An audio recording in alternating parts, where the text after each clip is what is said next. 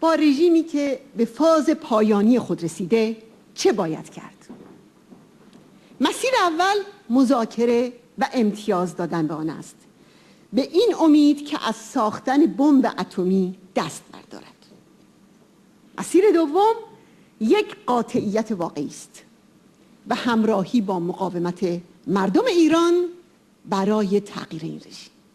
سیاست تعامل آمریکا به خصوص در 2 سال اخیر متاسفانه در مسیر اول قرار داشته است. این سیاست با لطمات شدیدی به جنبش مردم ایران عملاً به سر پا نگه داشتن رژیم کمک کرد. راه حل صحیح مسئله ایران تغییر رژیم ملاهای حاکم بر ایران است. یک تغییر دموکراتیک به دست مردم و مقاومت ایران. این همان عنصر تعیین کننده معادله ایران است. پس هر سیاستی که راه را بر مقاومت ایران ببندد، مهمترین اهرم تغییر در ایران و مهمترین نقطه ضعف رژیم را نادیده گرفته است و این است قلب خطای سیاست تعامل. این اشتباه را به روشنی میتوان در قبال مسئله اشرف دید. ایالات متحده میدانست که دولت مالکی مجری اوامر ملاهاست و این دولت سیاستش را با جنایت و ترور پیش میبرد. با این حال مسئولیت امنیت اشرف را به عراق منتقل کرد. بحث من بر سر صدمه است که سیاست تعامل به کانون امید مردم ایران زده است. ملایان وقتی میخواستند قیامها را مهار کنند، اول به اشرف حمله کردند. راستی چرا ملاها از یک گروه محصور و بی سلاح، آن هم در 70 کیلومتری مرز ایران، میترسند و میهراسند؟ زیرا میدانند که کلید تغییر در آنجاست.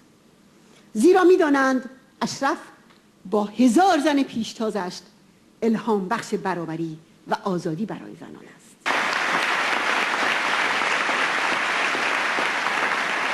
از همین منظر نقش بی‌نظیر اشرف هم بیشتر برجسته می شود.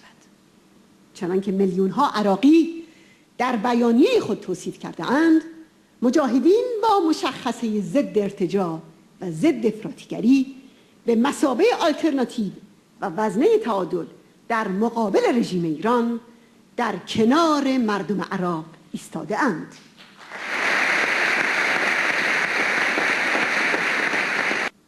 You want freedom for your people. You want the ability to elect a government.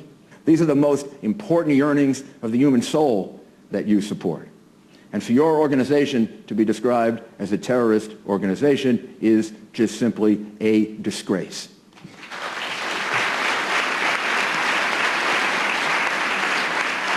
It came about for a reason that is at the cause of the problem that we're having and perpetuating. You were described as a terrorist organization in order to placate the Iranian regime. This is absolutely the worst way to treat dictators and tyrants. And it's about time the United States stood for that.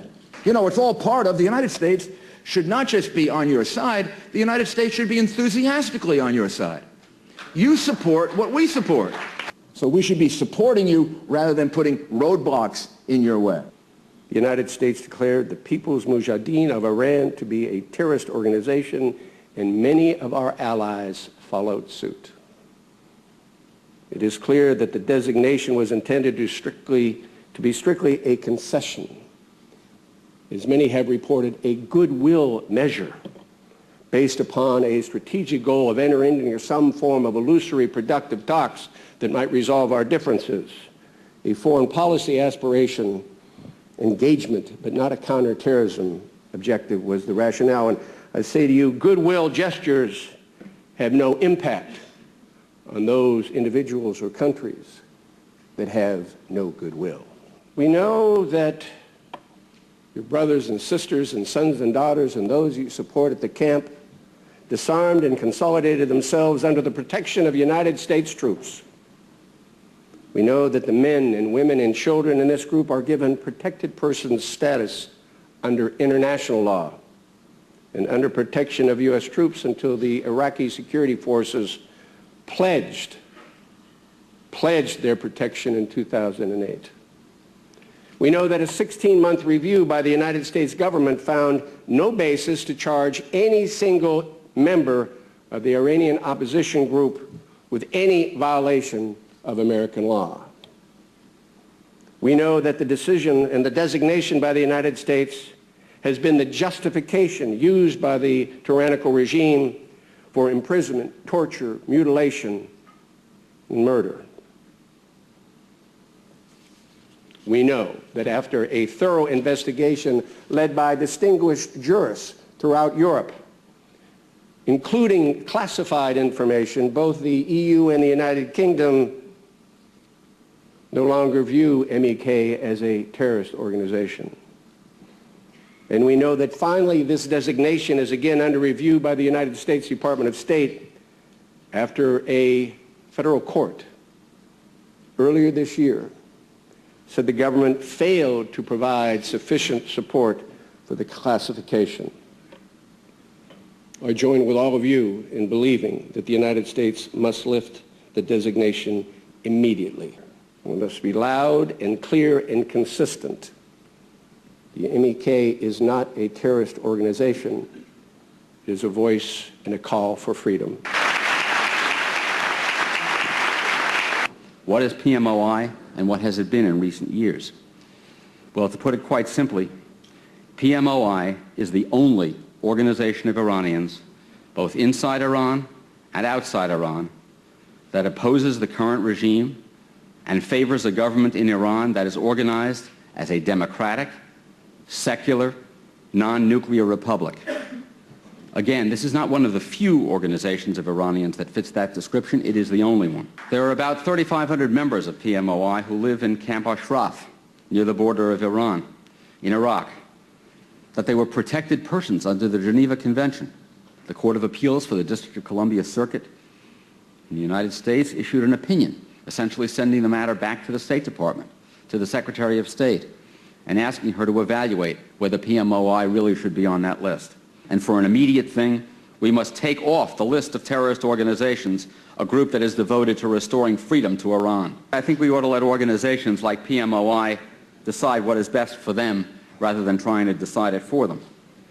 The greatest single step right now, today, that I believe the United States government can take to really put pressure on the Iranian regime and really insist and enable change is by today delisting the MEK. You know, where today, as we sit here this evening, those who are charged in the Iraqi government with protecting Camp Ashraf are those who in July of 2009 were responsible for the incursion, the beating, the maiming, and the killing.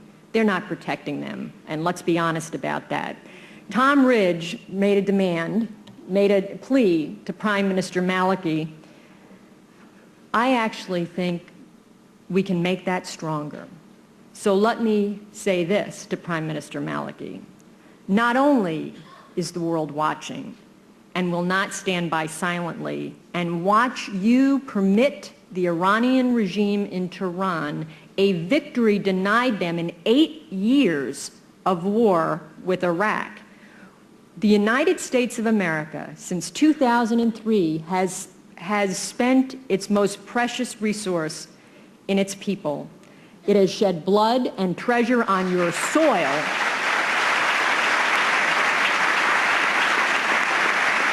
And that gives us the God-given right to demand for the people of Ashraf the very democratic freedoms we died to make sure you had.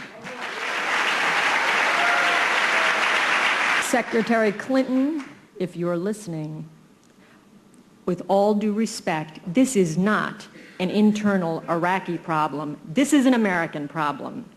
And to those in Camp Ashraf, the world is watching. The world must demand your fair treatment. But the United States has a special responsibility. I am a mother of 2 boys, and I think it needs to be acknowledged that of the 1,000 women in Ashraf, 1/3 of them, before they escaped Iran, suffered torture and imprisonment in the fight for freedom. Iran must acknowledge the sacrifice of its own people, and that since the U.S. turnover in Iraq, mothers can't visit their children or their grandparents or their parents. Families are separated, some of them in this room. And so to those of you in Camp Ashraf, know that your families are here, they are your advocates, and while they yearn to be reunited with you, they speak with pride about your need for freedom. Ashraf, you are the heart of Iran's future. Ashraf holds the key to the return of a great culture and a historical legacy of a peaceful and moderate Iran.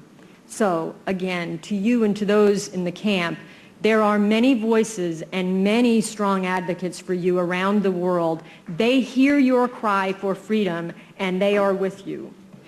So, too, Ms. Rajvi, the world must support such a courageous patriot and freedom fighter.